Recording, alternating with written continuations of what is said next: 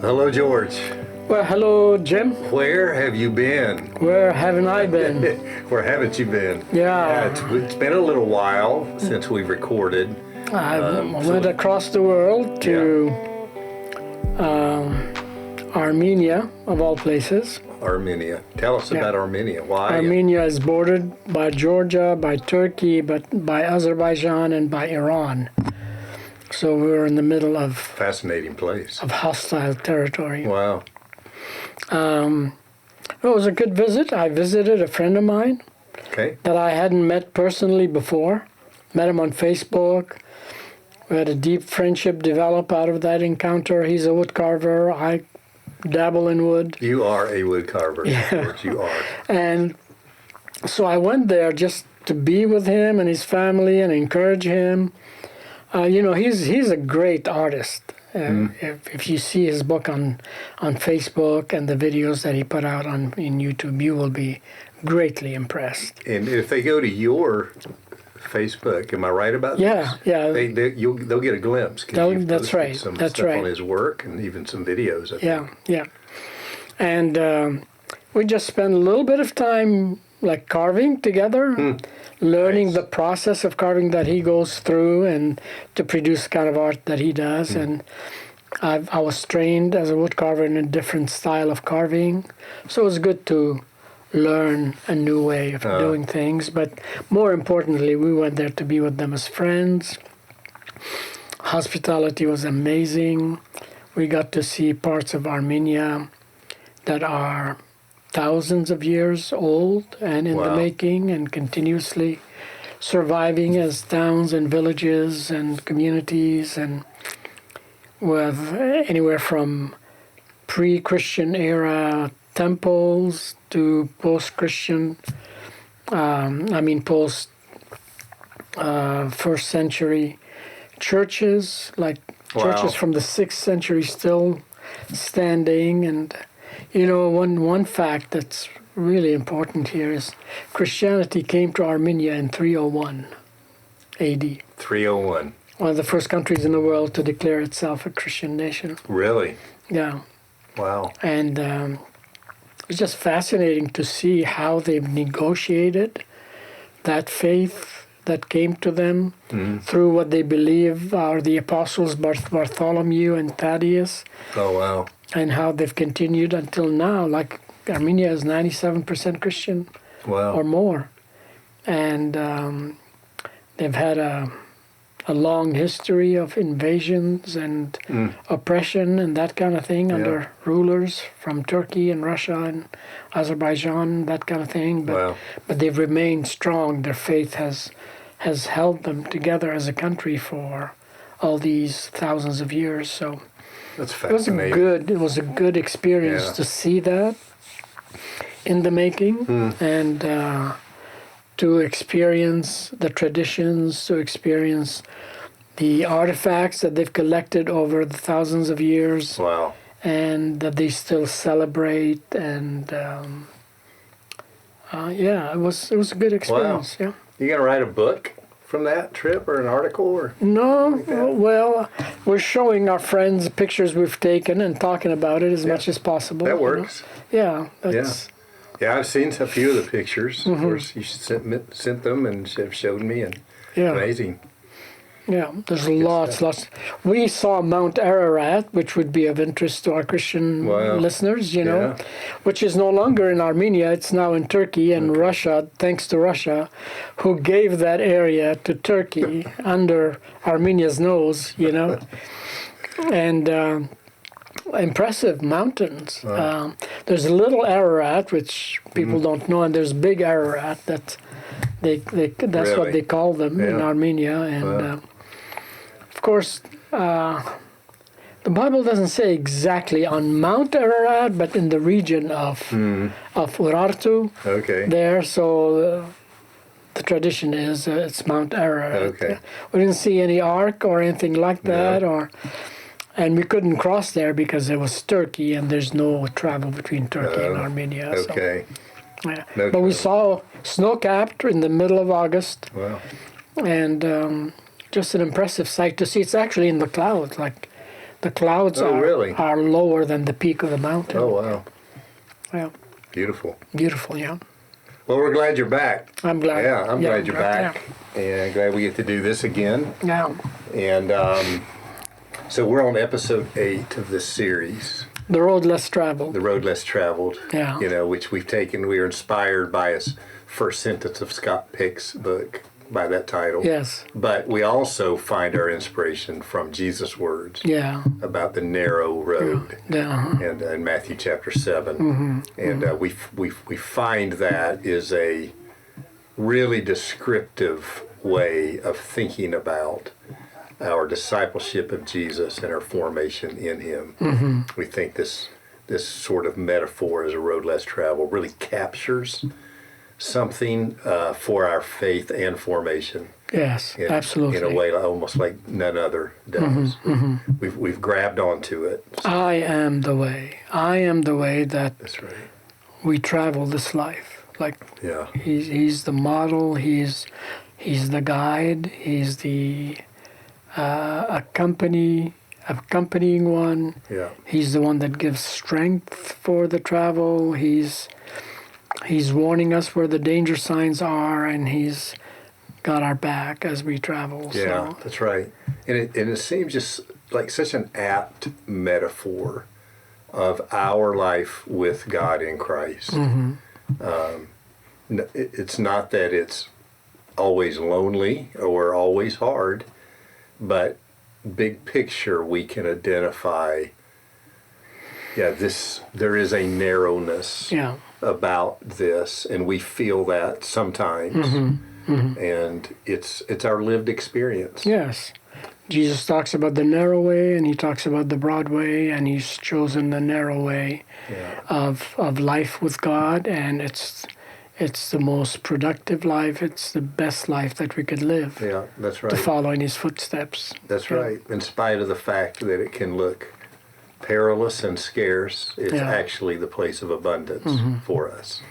Yes. That's the great reversal, the great irony of his kingdom. Yeah. So we're glad to tackle this. So this topic, full disclosure, you told me this topic maybe 3 hours ago, and my first internal inclination was, oh no. It's scary. It scared me a little bit. Yeah. So the topic, what's our topic? You tell us. Prophetic truth-telling. Yeah. Which is what Jesus was about. Yeah. Like, he was prophetically, that is, speaking the word of God, the voice of God into his culture. And he was speaking the truth Yeah. because it was compromised in his day. And he is telling his own people, insiders of the people of God, you need to hear the truth. Yeah. You need something that wakes you up to a new reality, to a new way of seeing yourselves, to the ways that you have distorted things. And I'm the one that is going to show you the way. Yeah. And he says it humbly, he says it sacrificially, he says it with grace, he says it with love.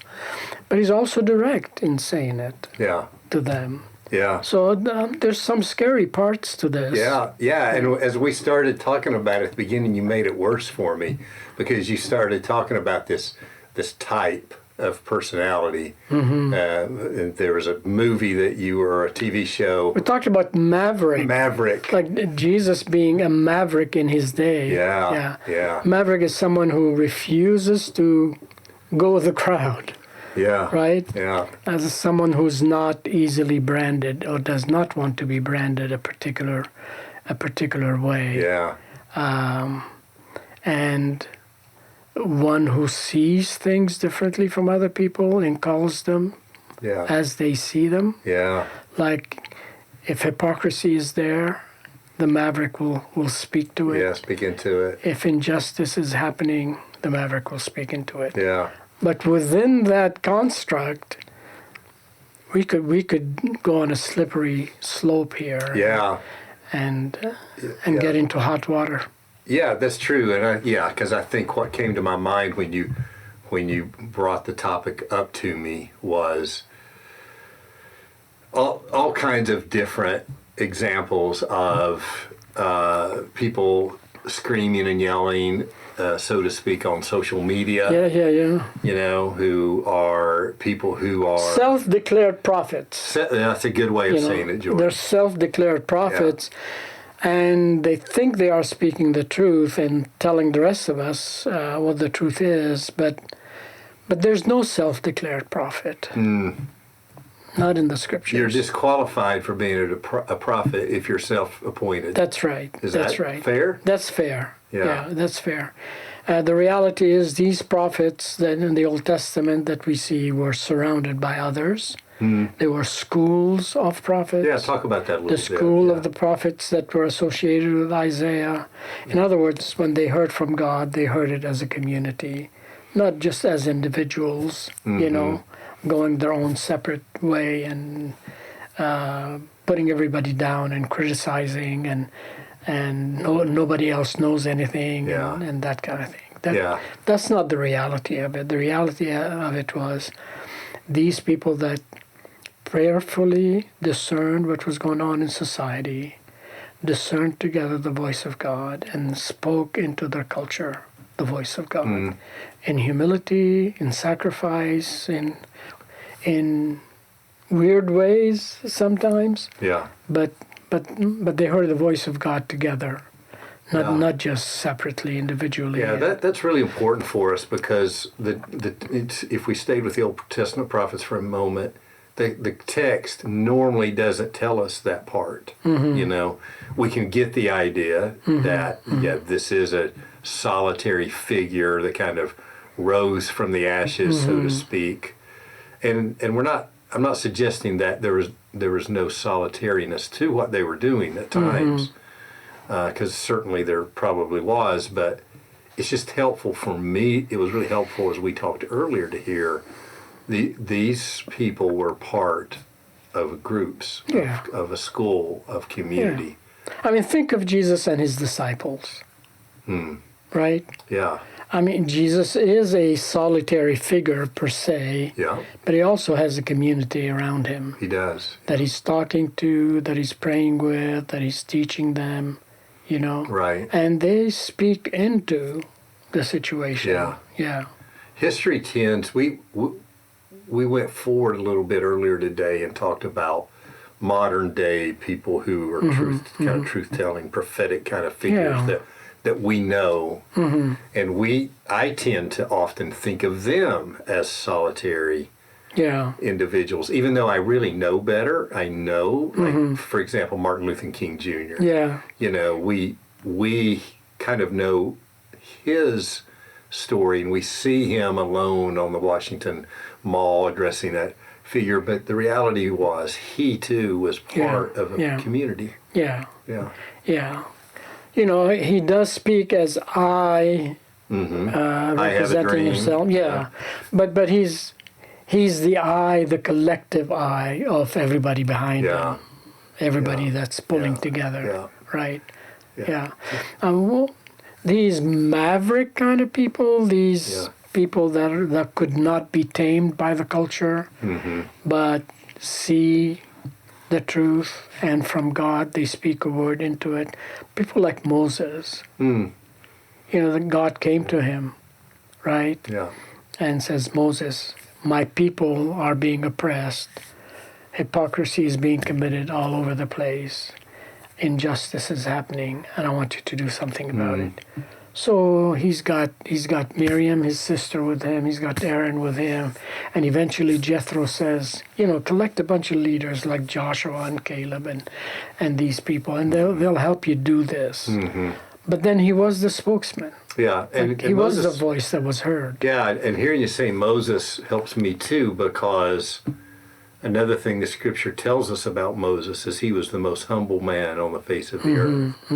So if we have a paradigm that the truth-telling prophet, it is this brash, harsh, sharp-tongued individual who doesn't care what anybody else thinks about him. He's just kind of sharp, or he's just gunslinging, out there, just firing away. Like, that's not really a fair rendering. That's not the prophetic tradition, and that's not the truth-telling tradition. Yeah. Truth comes to us wrapped up in a person, in a relationship. Jesus himself being the truth. And he comes wrapped up in love and grace and compassion for people, including those that criticize him, and including those that crucified him. Yeah. So he is speaking truth to his culture, but he's not brashy, he's not condemning, he's not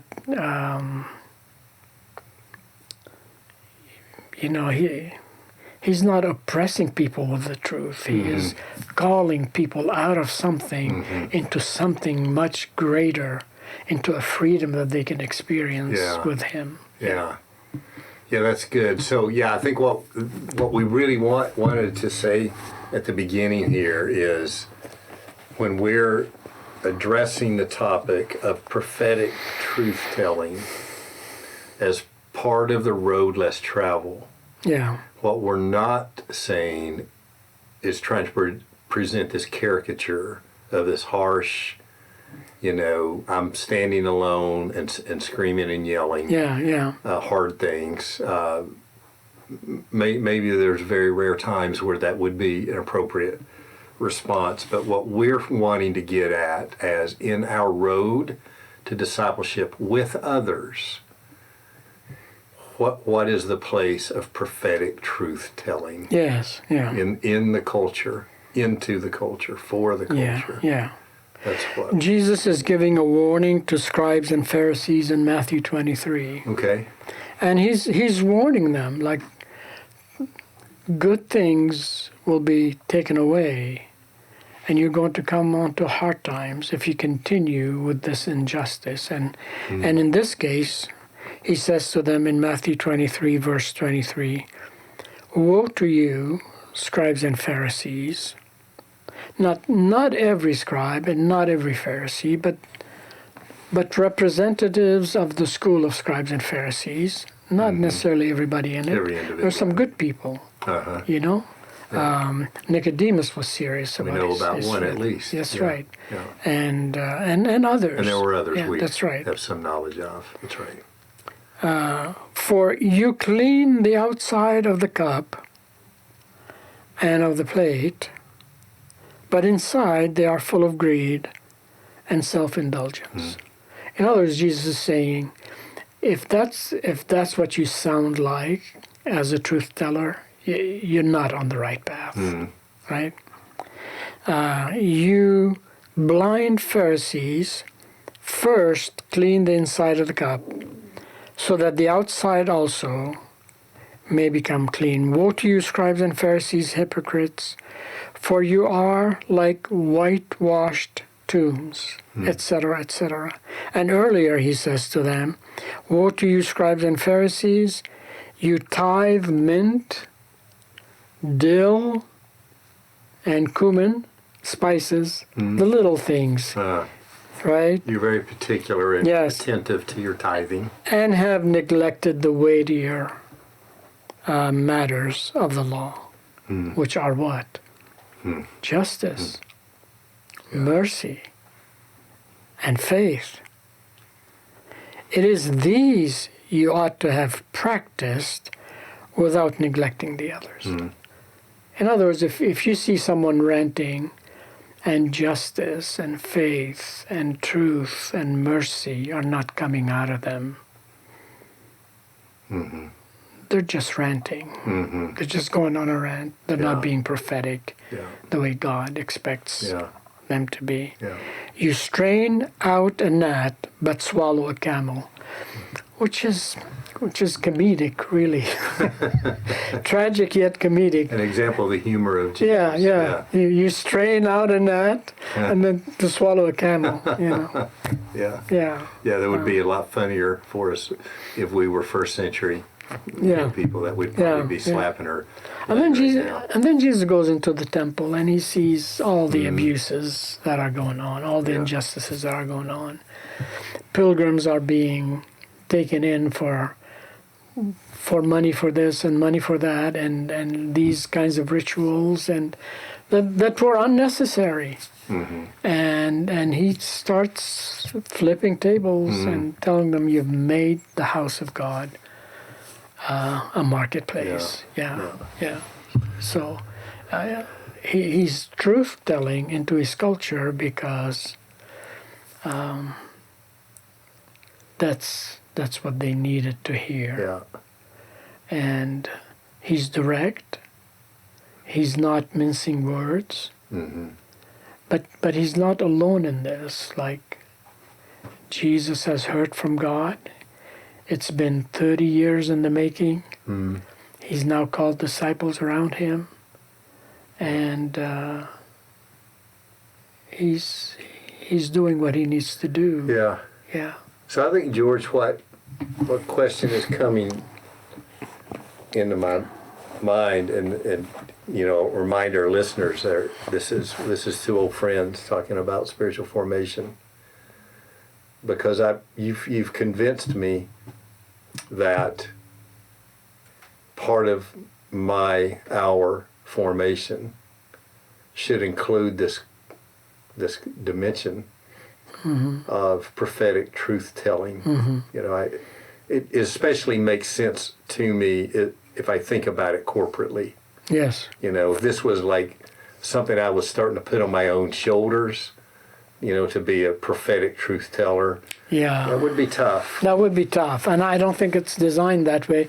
Even though God may send a prophet like Nathan and say, Nathan, go to David. But it's really not just about these individuals. It's the prophetic tradition addressing the royal tradition. It's those that are named God's mouthpiece that have a responsibility to speak to power. Right? To speak to power. Yeah, in that case, David representing the power and the usurping of the power that he had, the hypocrisy, the injustice. Yeah. When he took Bathsheba and David and Nathan comes to him and tells him a story. That's right. He tells him a story. He tells him a story. Yeah. So his confrontation is already face-saving, if you want. Okay. It's considerate. It's not brash. Yeah. But it's to the point. He's not being crass. He's not calling people names. Like we hear a lot. Yeah. Yeah. And then he tells him the story, and David is appalled by this injustice. And then Nathan says, David, and I imagine with all the brokenness in him and all the humility in him, David, you've done that. This is your own doing. This story is about you. And then the result of that is true repentance. Yeah. A true turning toward God. Yeah. And asking for forgiveness and rectification and mercy from God. Yeah. And you can hear that, David, in Psalm 51 and in Psalm 32. I mean, you read those two Psalms, that's right. and you see how these truth-telling words of Nathan had an effect on David. Yeah. And if that's not the effect that they have, then they're not redemptive. These truth-telling statements have to be redemptive. They have to be reconciliatory. They have to call people back to their better selves, to God, and to say, there is a better way, instead of just spewing stuff out of your mouth, Yeah, so let me reflect back what I heard. In this case, Nathan, he is confronting the king. He's speaking truth into the power. He's addressing the throne. For David's sake. Yeah. Like, he's not trying to get something off his chest. his chest, right? Yeah. Like, He's not blowing off he steam. did see the injustice, but he comes to David out of concern for David. Yeah. And he's delivering it in a way that David can receive and mull on. And I think that there's learning here for the prophet, and there's learning here for one in power. You know, Yeah. if a person is prophetically inclined or gifted, Yeah. Nathan could be a good mentor in this example. You know, the Bible calls the church as the recipients of these traditions. We are a nation of prophets, of priests, of Yeah. kings, Yeah. right? Yes. So prophets are the truth tellers, Yeah. and Nation meaning the church, the people that's right. of God. That's Yeah. right. Priests mean we intercede Yeah. between humanity and God, Yeah. and kings, that means we are benevolent benefactors of culture and society. Yeah. So that's what we are being called to as a church, and as being the voice of truth telling into our culture. Yeah. Because and let me make an important distinction. The prophetic gift is not. There's a distinction between this and like what we might call social justice. Yes. The prophetic gift is truth telling into the injustice. Yes. It doesn't mean it's only done through words. It could be done in action too. Yes. But if I'm trying this on with you, George. You speak into it. There's a component in which we want to bring gospel truth Yes. into the culture in the world. Yes. Yeah. Ultimately, Jim, I think that the gospel, the full gospel, the gospel of the kingdom, the gospel that rescues people from their old lives and into a new life of becoming Christ-like and a life of transformation. That gospel is the ultimate truth telling. That's what the church takes to the world. With humility, with tears, we call them, we, as Jesus says, we bid them to come in. We call them into a life better than the life that they are living. Yeah. For God's sake and for their own sake. Not condemn them, not say, you're doing things wrong and you're going to hell, you know, that kind of approach. Does somebody need to warn them of that? I don't know. I don't know. Maybe there's a point, at some point, we can say, if you reject this, there are consequences for rejecting this. But let me invite you into the truth first. Yeah. Let me love you into the truth. Yeah. Let me show you a relationship with the true one that you can have. Then you can make up your mind and what are you going to do and suffer the consequences for your choices that you make. That's good. It's not our job to condemn with our truth. Right. It's our job to extend grace Yeah. to this creation that God is redeeming and died for. Right? Yeah. Yeah. What I really love about this, George, is what I'm hearing here is a call to community, to our communities, to not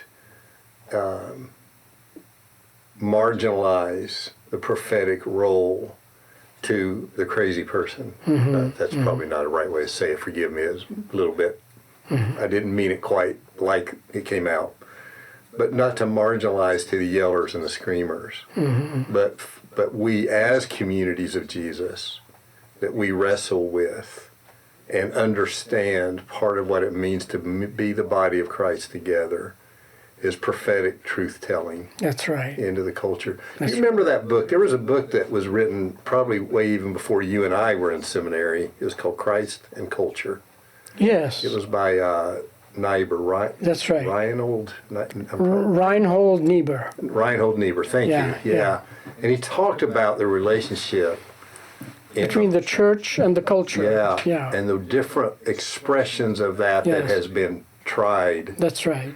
And found wanting something. Yeah, many of them have not done well. Yeah. Like Christ against the culture. Yeah, yes. You know? If we stand against the culture, sometimes maybe there's a need to do that. Yeah, sure. When the culture has hardened itself, like Moses and Pharaoh, there's room for that. Yeah.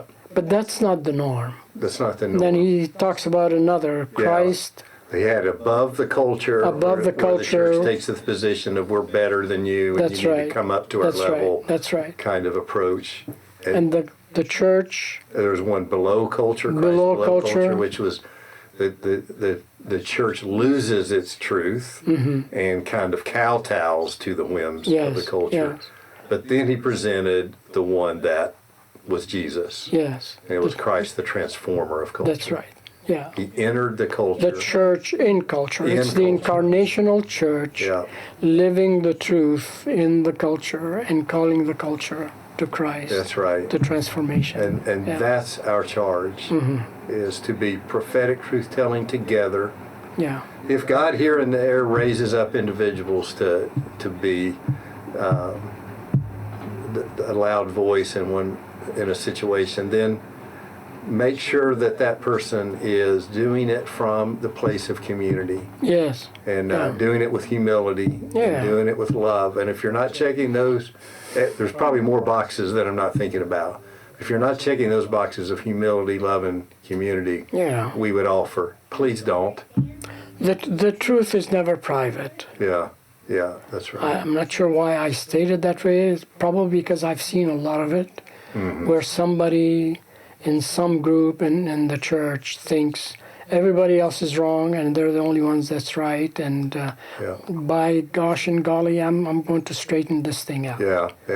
And with that attitude, it's already done. The battle is lost. Yeah, that's right. There is no redemption coming out of this. Yeah. Yeah, that's right. You've seen it. I've seen it a lot of times. We have felt the brunt of it. Yeah. But if we're doing it in love, in humility, and in community, discerning it together, then we can confront culture in a loving way, in the way of Christ. Yeah. Jesus, it is said of Jesus that he was full of grace and full of truth. Yeah. And truth is not ours. Truth is him. So we don't manufacture it. We don't invent it. It's him. But it says from his grace we have received grace upon grace. Grace upon grace, yeah. That's what we need. Yeah. Along with the truth. Yeah. The abundance of grace that he gives us in order that we can go to the world and say, look, there's a different way. Yeah. That's Truth-telling does not need to be harsh. It's... Yeah. That's good. Yeah.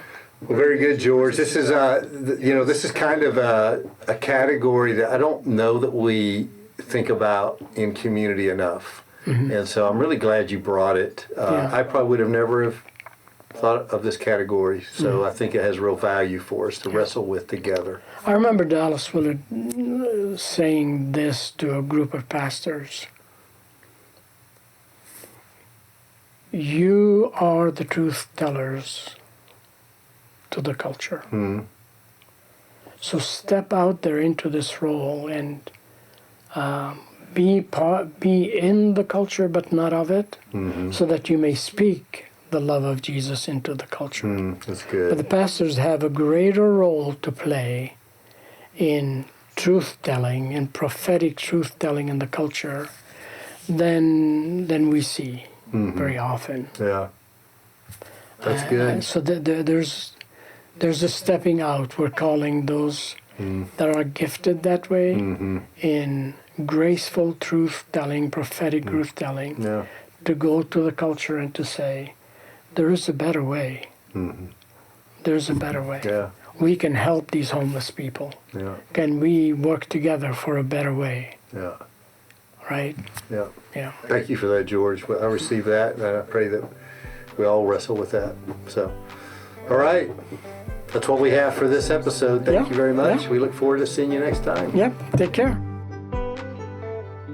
Thank you so much for listening to this episode of the Soul Renovate podcast. Any of the scriptures or resources that we mentioned in this episode will be linked in our show notes.